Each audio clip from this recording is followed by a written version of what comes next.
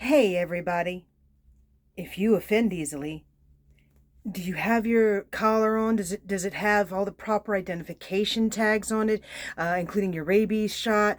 Are you microchipped? Or is all your information updated? Because, yeah. All right, y'all. So I'm going on a bit of a ramble again today, going through several subjects, but I want to start off with a shout out to Saint Allan. I love you and I am proud of you, and you're going to do just fine. All right, folks. What do I want to ramble about today? Because I mean, I could go on the subject of actually, yeah. Let's do that. So y'all may or may not have noticed, but there's a part of me that was goth once upon a time, and I guess I haven't really expressed that here. But when Auntie Rose wants to get dressed up, oh Lord, let the darkness pour. All right. Um, And I actually want to talk about what got me there because it was in all of my Cancerian romantic Uber ways. Y'all, it was a guy. It was a guy, but it was a guy unlike any other. And I want to, especially in today's modern world, I love the fact that this is becoming more commonplace, more comfortable, because at that point in time in my life, the only exposure I had had to something like this was my gay brother doing drag. Okay? This guy standing at the door of the club, y'all, I guess it was the outfit that sold me, although the guy wound up being a very special person, and kudos to him wherever he is. Okay. Red still thinks of you. Red still appreciates the time you had in her life. All right. Sometimes there's an ex that you, yeah, that's still a good one, you know. This was a good one. All right. But that outfit just sent me. I come around the corner, or I come down the street to the club. It was a goth club I had never been in before. I don't even remember why I was on that end because I typically didn't go to that end of the French Quarter. And there was a guy. He had a long A-line skirt, black A-line skirt going down to his ankles. I mean, again, my only exposure to this had been my gay brother, who would sometimes wear my dress up clothes. Remember, this was the guy, my brother was the guy who had to play the princess, who had to play the pink one, okay, who had to play Wonder Woman. Like, I got stuck being the green guy. Y'all might remember yesterday, day before yesterday's video, okay? So to see this guy in a long black A-line skirt down to his ankles, which barely covered the shape of big, thick boots with the chains and the buckles and the really tough guy boots, biker like boots, He had this white formal shirt, button up. He had this black vest over it. He had big belts, multiple belts, chains and leather and buckles and shiny and skulls and it was just layers of belts that adorned this skirt. I got something on my lip, y'all. Yeah, okay. And he had the rings and the wristbands and the long dreads, and I remember being awed by something so. I mean, how do you? At the time, y'all, I was young and stupid. I figured it out, or at least I like to think I figured it out by now. But I had never seen something so masculine in a skirt. It rocked my world on the spot. Okay, like damn. And at that point is when I discovered I have a thing for that. So anyway, and he was the door guy, and he invited me into the club. I don't think I went in that night, but I remember coming back the next night dressed a little more appropriately. And then there was his night off, and then the relationship started. He was ending a relationship with someone at that time, so but it was a good one. It was a good one. It was a good relationship, and I'm so grateful to have been in that one. That was one of my defining relationships, y'all. Yeah. So at that point, we were living because we ended up moving in together real quick. Because I did that. I moved in with my boyfriends really fast, became a co-supporter. Wish I could be co-supporting right now, but the job market being what I'm not getting into discussion. The job hunt is still not. It's still upsetting. I'm starting to understand feeling too old for the world around me. And y'all, anyway, no, that's not the topic I'm on. No. Okay. So, where was I? We were living in a place. It was kind of like a hostel. It was like these little bedroom apartments, and everybody shared the bathroom. So I guess it was kind of like a hostel. And it was called the Rebel Arms, but everybody called it the Rebel Armpit. That's where I got my first tattoo. And I say first, but I only have the one. I've just had it worked on many times. The amount of scar tissue. But it was a little red rose. It was a little red rose on my shoulder. And no, I'm not going to show you what it is now because I actually want to add to it. Anyway, if finances ever get there again, I'd love to add to it. So it's almost like a work still in progress type thing, and I gotta go find my artist. But it was a little tiny red rose.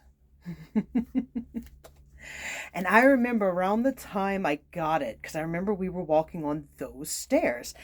And I had had a couple of boyfriends, but nothing quite. I had not had one that was actually good to me. Let's put it that way. I had not yet had one that was good to me, but this was my first one that was actually good to me. Okay. We were walking on the stairs, either going to or coming back from getting that tattoo. And he looks at me, he goes, "Hey, Red, nice legs." And he did that to me all the time. But that was the day he looked at me, he says, no, no, no. That was the day the first time he did, "Hey, Red, nice legs." I remember one night we were actually in the apartment, cuddling, and he looks at me, he says, "You make me feel like Charlie Brown." And I'm like, "Why?" And he says, "Because Charlie Brown was always in love with the little red-haired girl." Yeah, I ate that up. Y'all, I ate that up. That was good, you know. Um, and there was a couple of them along the way that were good, and I just couldn't. I don't know if my hormones were just raging too hard. I don't know if my childhood trauma was oozing everywhere too hard and I was still too grr and about it. I don't know, but there was a couple of good ones along the way that deserved better than I gave them. St. Allan and I talk about that sometimes because he's obviously the best one of them all. Like, for legit. He is the best one of them all, so I married him. I got down on one knee and proposed to him, which that video's out there. Look for the one that doesn't have my usual thumbnail on it. Okay, it's actually the one I'm talking about has a picture of me actually proposing to St. Allan. I got down on one knee for him.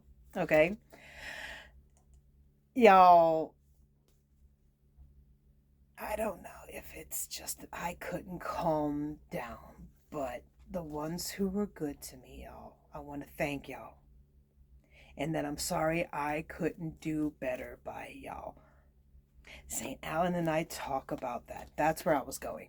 That if we had met each other earlier, the selves that we used to be, it would have been a very toxic relationship because of who I was versus who he was. And we talk about if we could go back in time, we would have more time, but we would have a lot more damage to each other. I like to think we heal each other's damage now. And what we do, that man heals me. That man heals me so much.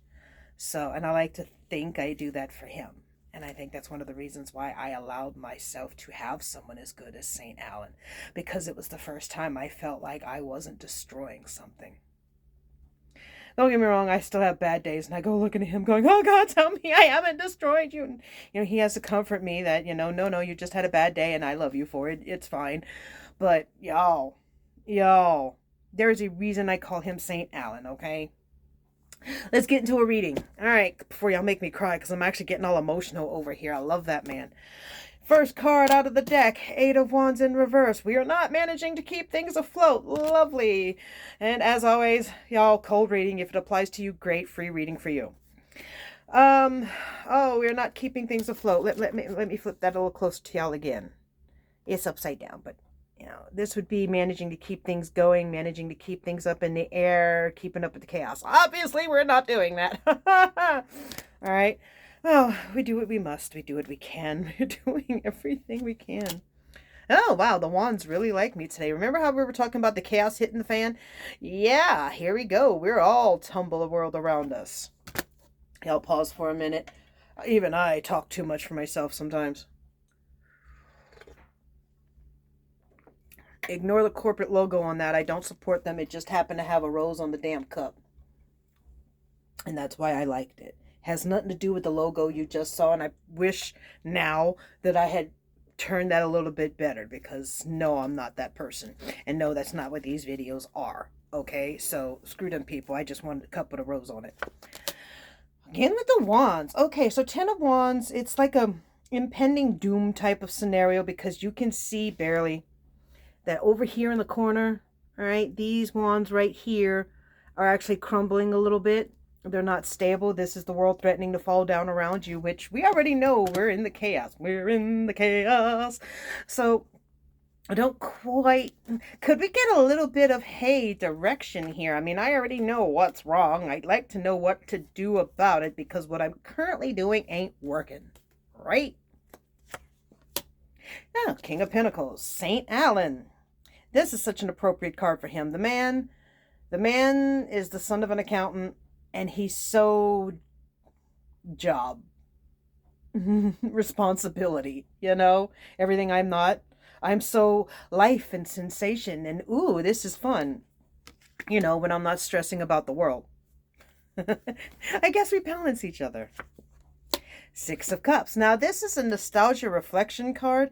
It's, yes, you've racked up all your trophies, but what next? And I actually kind of feel that way about St. Allan sometimes, because my ultimate goal in life was to find love, true love, V1. And it's one of those, yep, found it now. Now what?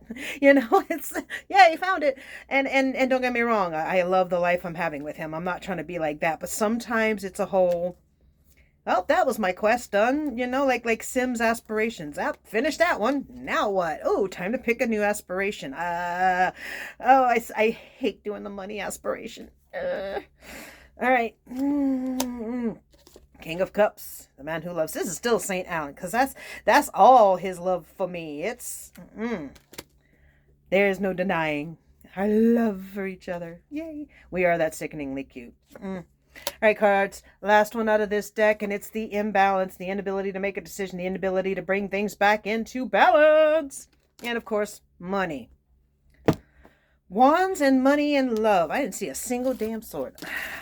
My ability to act is apparently still in limbo. All right. We're going to put this deck to the side. I pulled my Oracle of the Shapeshifters, because if I really want a message, that's the deck I want to talk to. So let's go ahead and put my Cat People deck away and talk to the Fairy Oracle Shapeshifters. I call them the fairies because they look like fairies to me, and it's not accurate. They're shapeshifters, but still. Y'all may or may not remember that one, the pretty one.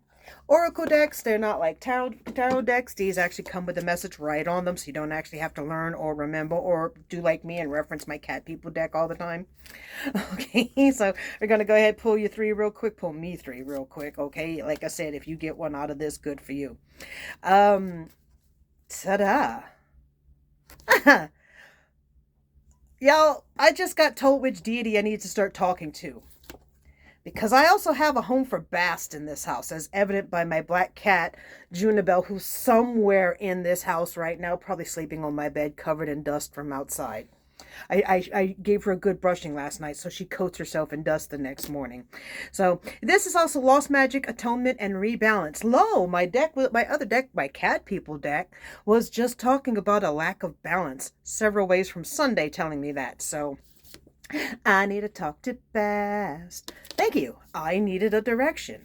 I'm okay. Okay, I like this. All right, who else? What else? What else wants to talk to me? Bats in the Belfry. That's Persephone. Bats are Persephone. Well, there are others, but it's Persephone. Persephone and Bast. You can achieve great things.